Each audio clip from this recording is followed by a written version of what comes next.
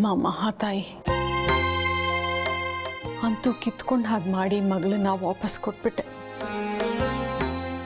ಜಾಜಿ ನೆನ್ನೆ ಮೈ ಕೈ ಎಲ್ಲ ಹಿಡ್ಕೊಂಡು ಸಂಕಟ ಪಡ್ತಾ ಇದ್ದಾಗ ನನ್ನ ಹೊಟ್ಟೆಲೆಲ್ಲ ಸಂಕಟ ಆಗ್ತಾ ಇತ್ತು. ಅದರ ಅರ್ಥ ಏನು ಅಂತ ಈಗ ಗೊತ್ತಾಯ್ತು.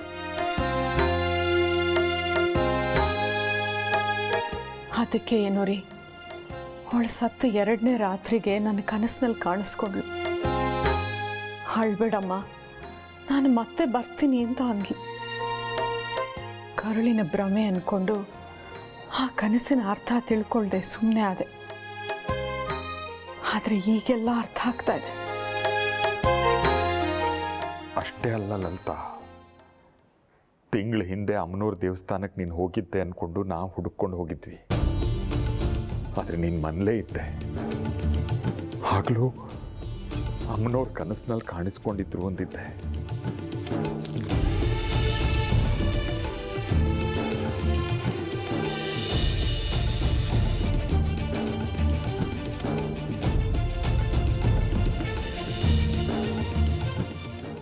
ಒಂದು ಹಣ್ಣನ್ನು ಇಸ್ಕೊಂಡು ಇನ್ನೊಂದು ಹಣ್ಣನ್ನು ಕೊಟ್ಟಿದ್ರು ಅಂದಿದ್ದೆ.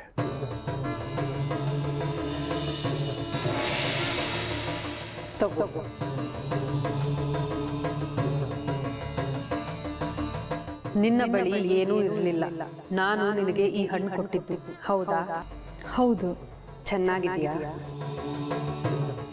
ಚೆನ್ನಾಗಿದೆ. ಸರಿ, ಕೊಡು.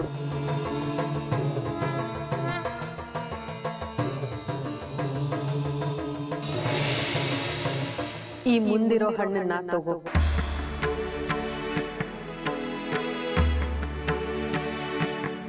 ಈಗೇನಾದ್ರು ವ್ಯತ್ಯಾಸ ಆಯ್ತಾ?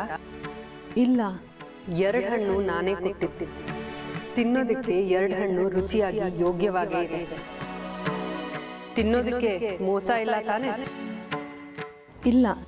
ನಿನ್ನ ತಾಯಿತನಕ್ಕೆ ಅನ್ಯಾಯ ಆಗೋದಿಲ್ಲ. ನೆನಪಿದೆಯಾ?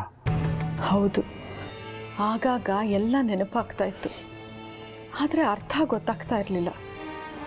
ನಿನ್ನ ಹತ್ರ ಏನೂ ಇಲ್ಲ, ಅದನ್ನು ನಾನೇ ಕೊಟ್ಟಿದ್ದೀನಿ, ಇದನ್ನು ನಾನೇ ಕೊಟ್ಟಿರೋದು, ನಿನ್ನ ತಾಯ್ತನಕ್ಕೆ ಯಾವ ಮೋಸನೂ ಆಗೋದಿಲ್ಲ ಅಂತ ಈ ತಾಯಿ ಹೇಳಿದ್ಲು. ಆದರೆ ಇನ್ಯಾವುದೋ ಮುಖವನ್ನು ನಮ್ಮ ಮಗಳು ಅಂತ ಒಪ್ಕೊಳ್ಳೋದು ಕಷ್ಟ ಆಗತ್ತಲ್ವೇನ್ರಿ? ಎಲ್ಲೋ ಇದ್ದವಳು, ನಯ ನಾಜೂಕು ಕಮ್ಮಿ, ಮಡಿ ಮೈಲ್ಗೆ ತಿಳಿದಿಲ್ಲ, ಕಷ್ಟ.